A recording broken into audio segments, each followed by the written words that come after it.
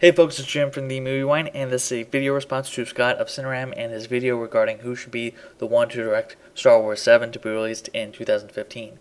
It's an interesting question. To me, of course, the first primary concern is the story and the script, which was perhaps the biggest problem with the prequels among others. While no official synopsis has been released, from what I understand, it's supposed to take place after Return of the Jedi. Not a bad move. For the last 10 years, it seems like everything Star Wars has been taking place during the Clone Wars, and books, graphic novels, video games, TV shows, and more. This could be the kind of rejuvenation that Star Wars needs. Now, whether it will be following a young Skywalker, Leia, or Solo, or a much older version of those characters, is up to question. Who knows, maybe it'll follow completely new characters. That might not be a bad decision. I'm no Star Wars expert, so I won't begin to throw out suggestions as to what they could adapt. What the series will need is a strong and distinctive filmmaker, one who can provide his or her own artistic voice and not make it feel like it's merely a product of a franchise. One could argue that while Lucas was solid at basic story concepts, he wasn't much of a storyteller or a director. It seems that George Lucas, the producer, had more influence than George Lucas, the director, when it came to the prequels. The prequels took a sudden shift, pandering more to the younger audience rather than finding the right balance of the original films. It's not that the original trilogy was dark, mind you, but it found its audience in both children and adults. The odd thing, too, was how the prequels could transition from slapstick nonsense to darker beats at the flip of a dime. To me, the right director will be the one that finds the right tone. Here are 6 suggestions. Number 1, Jon Favreau. The director of Iron Man has had some trouble finding the same critical success with the flawed Iron Man 2 and the missed opportunity of Cowboys and Aliens, which could have been a fun film if it merely accepted its concept with a dose of wit. Still, if Favreau could find the right tone as he did with the first Iron Man, he might be the right director for the job. Favreau lacks any self-important mentality, and that might be what the franchise needs more as opposed to the likes of Christopher Nolan, which some have suggested. As talented as Nolan is, and arguably more than Favreau, that doesn't make him the right director. Number 2, Scott recommended this, and I must agree. Brad Bird, the director of The Iron Giant, The Incredibles, Ratatouille, and most recently, Mission Impossible 4, where he made his successful transition to live action. Bird is another example of a filmmaker who could find the right balance and wholesome family fun. He's technically accomplished, and his history in storyboards and animation could help him create some fairly inventive and impressive action sequences.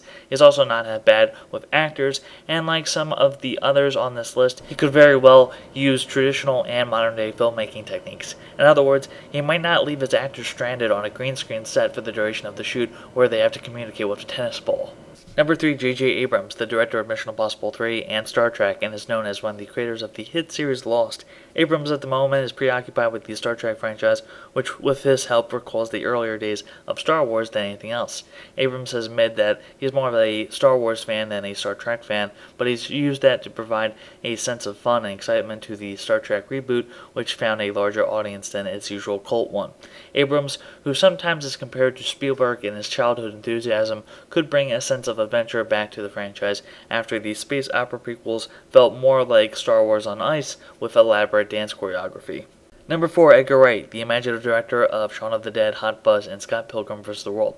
Okay, truth be told, Wright would probably make the series so much his that it might feel like a different universe altogether. He might capture lightning in a bottle if he tried, but I'm not sure he would capture the magic of the original trilogy. Still, he's not lacking in style. He, along with the next 2 filmmakers I will mention, could bring a sense of characterization and personality as opposed to stiff conversations and blank looks. Number 5, Joss Whedon. A lot of these earlier suggestions I made are geek choices, filmmakers who have been or probably were influenced and inspired by the Star Wars franchise. Joss Whedon is no exception. Does that make them qualified to handle the franchise? Well, it's worth a shot since to me Lucas seems more interested in the mentality of getting higher ticket sales and merchandising than anything else. Truth be told, I'd rather Whedon stick with Avengers than leave for Star Wars, but he's a guy who can write dialogue that isn't stilted or awkward. He's a guy who, despite little background on the big screen, understands geography within action. He's a guy who can bring humor, but also moments where characters are at their lowest. Joss Whedon would be an excellent choice. And lastly, this would never happen, so keep that in mind, but Quentin Tarantino. Like Edgar Wright, Tarantino's take would be a departure from the other Star Wars flicks. It would be rated R and would most likely be for a limited audience. I can respect some might be antsy for some lightsaber play, and while I'm sure that would pan out well with Tarantino's direction, I would be more interested in the dialogue exchanges, building up the tension as he did in the opening scene of Inglourious Basterds, or the scene in the tavern in the same film. Also, the original trilogy has such touches that recall samurai flicks or westerns, which Tarantino could duplicate given his work. A believer in film as opposed to digital, Tarantino could reestablish the look of the original trilogy as well, using real sets with grit and a less polished and clean look. So there you have it. Only the first 5 could be legitimate picks, to be quite honest. I think these filmmakers could do something unique, yet faithful to what Star Wars means to people.